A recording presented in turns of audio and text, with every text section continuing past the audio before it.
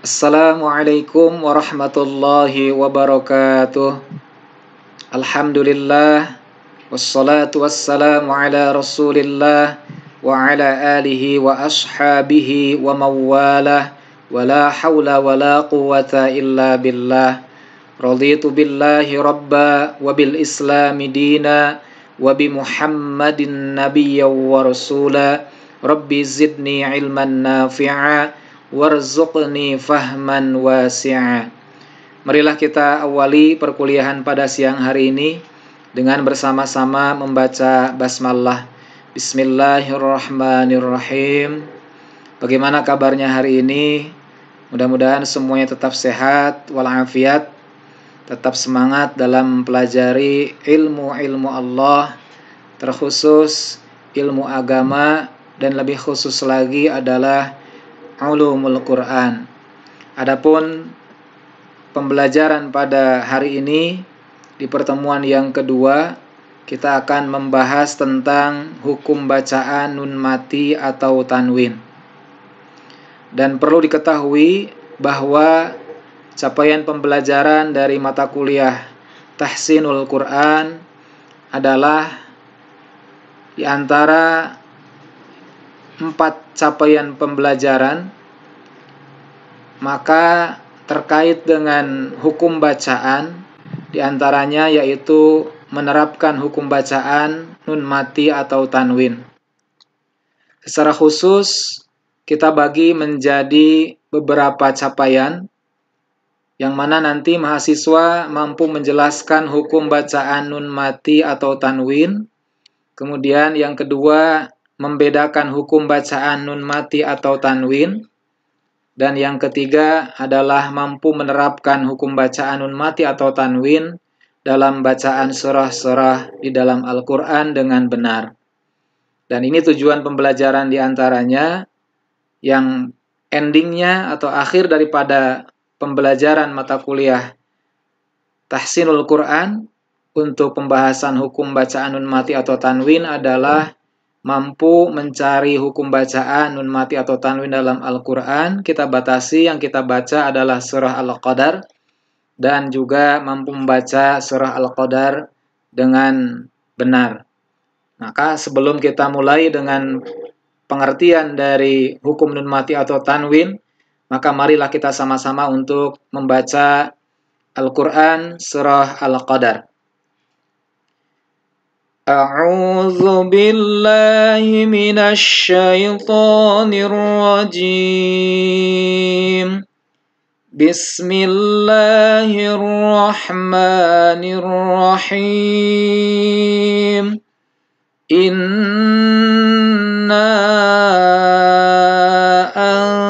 anzalnahu fi lailatul qadr. Wa ma adraka ma lailatul qadr. Lailatul qadri khairum min alfi syahr. Tanazzalul malaikatu warruhu fiha biizni rabbihim min kulli amr. Salamun hiya hatta matla'il fajr. Sadaqallahul azim. Sebelum kita membahas tentang hukum bacaan nun mati atau tanwin, maka perlu kita fahami dari pengertian apa itu nun mati dan apa itu tanwin. Kita awali dari pengertian nun mati, bahwa nun mati atau dengan kata lain disebut nun sukun adalah nun yang berharokat sukun, atau dalam bahasa lain nanti tidak berharokat, baik fathah, kasroh, ataupun dhammah. Sehingga nun tersebut tidak dapat dibunyikan kecuali diawali oleh huruf lain yang hidup. Itu adalah pengertian dari nun mati atau nun sukun. Sedangkan tanwin pengertiannya adalah nun mati yang bertempat di akhir kata benda. Dalam bahasa Arab dikenal dengan kalimat isim, yang kelihatan apabila dibaca secara wasol, disambung dengan kata lain, dan akan hilang apabila dibaca secara waqaf atau diberhentikan. Maka bunyi bacaan tanwin ini sama seperti nun mati, sehingga hukum-hukum bacaannya pun sama. Sehingga tadi dalam judul disebutkan hukum nun mati atau tanwin. Dalam penulisannya, tanwin merupakan tanda harokat yang rangkap, baik terdiri dari fathatain, kemudian kasrotain, dan juga dhammatain. Adapun hukum bacaan nun mati atau tanwin, maka hukum nun mati atau tanwin apabila bertemu dengan salah satu huruf hijaiyah yang jumlahnya 28, maka mempunyai 4 hukum bacaannya. Yang secara garis besar bisa kita lihat, terbagi menjadi 4 itu adalah yang pertama hukumnya dibaca izhar, yang kedua dibaca idgham, kemudian yang ketiga adalah iqlab, dan yang keempat dihukumi ikhfa. Dalam bahasa yang lain, kita bisa fahami bahwa hukum nun mati atau tanwin yang tadi secara garis besar terbagi menjadi 4 hukum bacaan, maka dalam hukum idgham nanti terbagi 2, yakni ada idgham bi gunnah dan yang kedua ada idgham bila gunnah. Nah, itu adalah pengertian dari nun mati atau tanwin dalam hukum bacaannya. Kita fahami satu persatu. Yang pertama adalah nun mati atau tanwin ketika bertemu dengan huruf-huruf izhar, maka nanti kita harus baca secara izhar. Nun mati atau tanwin dibaca izhar artinya adalah jelas apabila bertemu dengan huruf-huruf halqi atau huruf yang makhrajnya terdapat di tenggorokan, yang mana jumlahnya ada 6, yang pada pertemuan pertama sudah dibahas mengenai makharijul huruf. Sehingga karena makhrajnya terletak di tenggorokan yang kita kenal dengan huruf-huruf halqiyah, maka bacaan izharnya pun disebut dengan izhar halqi. Cara membacanya harus dibaca jelas bacaan nun mati atau tanwinnya. Tidak boleh terpengaruh oleh huruf yang sesudahnya. Kalau kita ambil contoh dalam Al-Quran, nanti bisa kita temukan dari beberapa ayat atau beberapa surah dalam Al-Quran, tapi karena tadi kita akan fokus hukum bacaan nun mati atau tanwin ini kita bisa lihat langsung dalam Quran surah Al-Qadar, maka bisa kita buka di antara hukum nun mati atau tanwin yang bertemu dengan salah satu huruf izhar.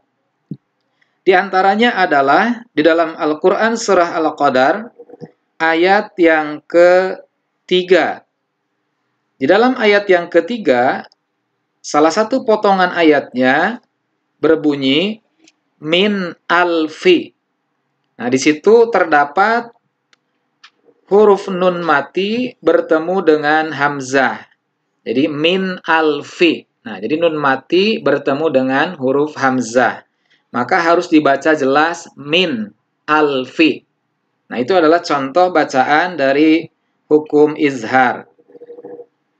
Kemudian di dalam surah yang lain mungkin bisa kita temukan. Adapun dalam yang bersifat atau berbentuk tanwin bisa kita lihat di ayat yang kelimanya atau di ayat yang terakhir dari Al-Quran surah Al-Qadar, yang mana kalau kita bacanya sambung kalimat tersebut, maka harus dibaca salamun hiya.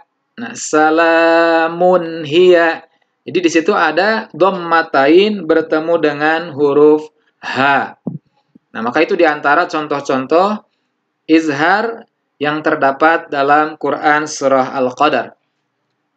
Kemudian hukum bacaan yang kedua adalah idgham, yang mana arti katanya adalah memasukkan. Maksudnya adalah memasukkan bacaan nun mati atau tanwin ke dalam huruf sesudahnya. Jadi nun mati atau tanwinnya itu dilebur masuk ke huruf-huruf sesudahnya. Nun mati atau tanwin dibaca idgham apabila bertemu dengan huruf-huruf yang jumlahnya 6. Ada ya, nun, mim, waw, lam, dan ro. Di mana dari 6 huruf idgham ini nanti terbagi menjadi 2 macam idgham, yakni idgham bi gunnah dan idgham bila gunnah. Yang pertama adalah idgham bi gunnah, yaitu membunyikan nun mati atau tanwin dengan memasukkannya pada huruf sesudahnya, sebagaimana pengertian idgham tadi, dengan disertai dengung. Inilah bi gunnah. Bila nun mati atau tanwin bertemu dengan huruf-huruf yang disingkat dalam kalimat yanmu. Jadi hurufnya ada 4, yaitu ya, nun, mim, waw. Kita ambil contohnya dalam Quran surah Al-Qadar tadi. Bisa kita lihat yang termasuk dalam hukum idgham bi gunnah ada di ayat yang ketiga.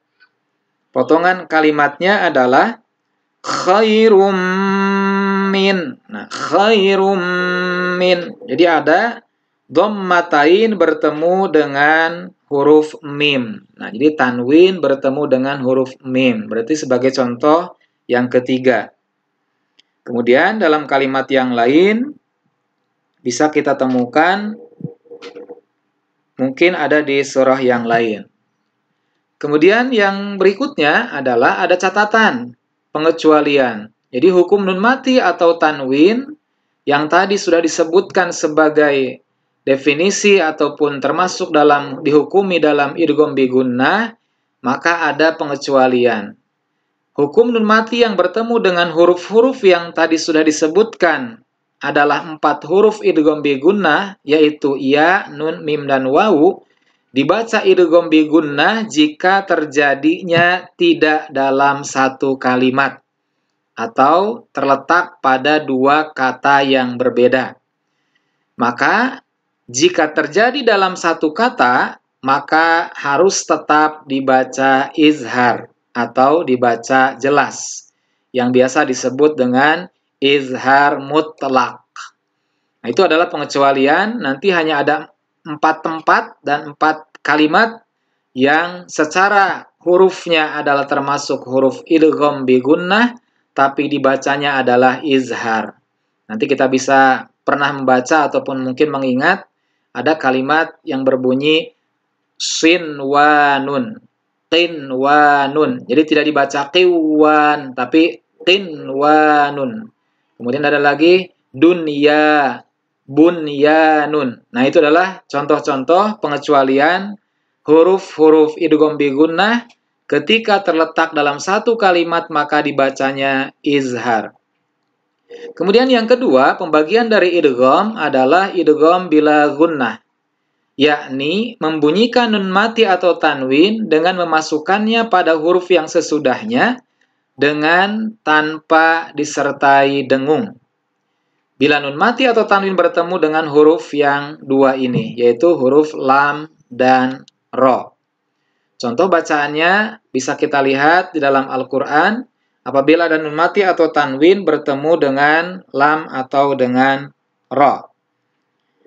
Dalam Al-Quran kita lihat di surah Al-Qadar, apakah ada atau tidak, bisa kita periksa terlebih dahulu. Nah, nampaknya di surah Al-Qadar kita belum menemukan huruf atau hukum idgham bila gunnah. Ada di surah yang lain. Kemudian yang ketiga adalah hukum bacaan iqlab. Iqlab artinya adalah menukar atau mengganti suatu huruf menjadi huruf yang lain, yang berbeda dari huruf asalnya. Maksudnya di sini adalah menukar atau mengganti nun mati atau tanwin menjadi mim mati. disertai dengan mendengung. Itulah hukum bacaan iqlab. Jadi mengganti atau menukar huruf nun mati atau tanwin dengan mim mati. Maka nun mati atau tanwin dibaca iqlab apabila bertemu dengan huruf ba. Jadi hurufnya hanya satu, yaitu huruf ba. Kita lihat contoh bacaannya. Kalau di dalam Al-Quran surah Al-Qadar juga kita belum menemukan yang termasuk dari contoh iqlab. Mungkin yang sudah kita sering dengar kalimatnya adalah mim ba'di. Nah, mim ba'di. Ya, atau dalam kalimat yang lain di dalam surah Al-Baqarah summum bukmun. Nah, summum. Jadi ada di situ tanwin dhammatain bertemu dengan ba. Maka tidak dibaca summun tapi dibacanya summum buk. Nah, itulah. Jadi itu adalah cara membaca iqlab, menukar atau mengganti huruf nun mati atau tanwinnya dengan huruf mim mati. Dan yang terakhir, hukum yang keempat adalah hukum bacaan ikhfa. Arti ikhfa adalah samar atau menyamarkan.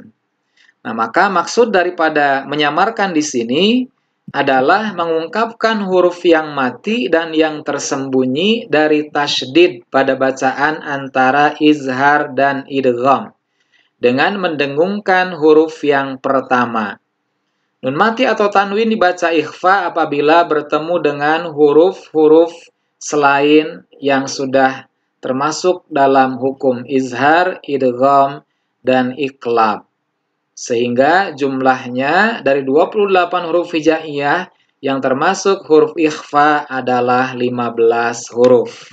Karena tadi sudah kita ambil untuk yang dihukumi izhar ada 6 huruf, yang dihukum bacaan idgham ada 6 huruf, dan yang diiklab ada 1 huruf. Jadi jumlah yang sudah termasuk dalam hukum yang lain sebelumnya ada 13 huruf. Maka sisanya termasuk huruf ikhfa ada 15.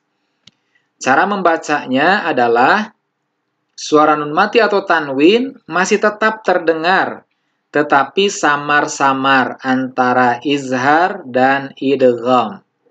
Dan terus bersambung dengan makhraj huruf sesudahnya sehingga kedengarannya seperti ang jika bertemu dengan qaf atau kaf. Kita ambil contoh kembali di dalam surah Al-Qadar di antara yang termasuk hukum bacaan ikhfa untuk jenis yang pertama yaitu apabila nun mati atau tanwin bertemu dengan huruf qaf atau kaf. Terletak pada ayat yang keempat. Potongan ayatnya adalah min kulli. Nah, di situ adalah samar kedengarannya ang. Min kulli. Nah, itu adalah termasuk hukum ikhfa. Akan tetapi ada kalanya seperti ang dan anye jika bertemu dengan huruf-huruf ikhfa yang jumlahnya ada 8. Jadi bertemu tha, bertemu zal, bertemu zai, dan seterusnya. Bisa kita lihat di ayat yang pertama. Anzalnahu. Anzalnahu. Jadi seperti antara eng dan eny. Nah, itu adalah hukum yang ikhfa dalam jenis yang kedua. Kemudian ada kalanya juga seperti eny jika bertemu dengan huruf jim. Ya, dengan huruf jim. Kita bisa lihat kalau di surah Al-Qadar ada atau tidak, nampaknya belum ada. Dan kemudian yang terakhir, ada kalanya tetap berbunyi nun jika bertemu dengan huruf ta, dal, to, atau dot. Nah, bisa kita mungkin yang sering hafalan kita di surah Al-Kafirun. Nah, ada kalimat-kalimat yang di situ nun mati bertemu dengan ta. Maka ada kalanya tetap seperti berbunyi an atau nun. Misalkan ada wala antum tetap samar, tidak antum, tidak jelas n, tapi samar tetap berbunyi nun. Nah, itu adalah hukum ikhfa. Adapun contoh-contoh bacaan lainnya dari 15 huruf yang ada, insya Allah nanti kita bisa melengkapi contoh-contoh bacaannya setelahnya kita membaca Al-Quran secara surah demi surah, dan insya Allah akan menemukan di beberapa surah-surah yang lain. Walaupun di surah Al-Qadar tadi terbatas hanya karena 5 ayat dan tidak lengkap semua huruf terwakili di dalam surah tersebut. Nah, itu barangkali sebagai pengantar perkuliahan pada kesempatan ini. Insya Allah setelah ini ada penugasannya adalah kalian mencari hukum-hukum bacaan yang termasuk dalam kategori hukum bacaan izhar, kemudian idgham baik bi gunnah ataupun bila gunnah, kemudian hukum bacaan iqlab, dan juga hukum bacaan ikhfa. Nanti boleh nun mati atau tanwin yang ditemukan dalam ayat-ayat Al-Quran, potongan ayatnya saja, tidak harus lengkap per ayat. Kemudian nanti temukan secara lengkap semuanya. Jadi nanti kalau diambil contoh, maka semuanya minimal. Tadi untuk izharnya ada 6, huruf yang berbeda masing-masing 1. Kemudian idghamnya ada 6, masing-masing 1, baik bila gunnah ataupun bi gunnah. Kemudian iqlabnya ada 1, dan kemudian sisanya hukum ikhfa ada 15 contoh yang berbeda sesuai dengan huruf-hurufnya. Jadi jumlah semua yang harus dicari dalam hukum bacaan nun mati atau tanwin minimal ada 28 contoh. Nah, ini sebagai gambaran tugas berikutnya. Insya Allah, mudah-mudahan Allah berikan pemahaman dan Allah berikan kemampuan kepada kita untuk mampu menerapkan hukum-hukum bacaan nun mati atau tanwin ini secara benar dalam membaca ayat-ayat Al-Quranul Karim. Demikian, mudah-mudahan bermanfaat. Saya tutup dengan membaca hamdalah. Alhamdulillahi Rabbil Alamin. Subhanakallahumma wa bihamdik. Ashhadu an la ilaha illa anta astaghfiruka wa atubu ilaik. Wassalamualaikum warahmatullahi wabarakatuh.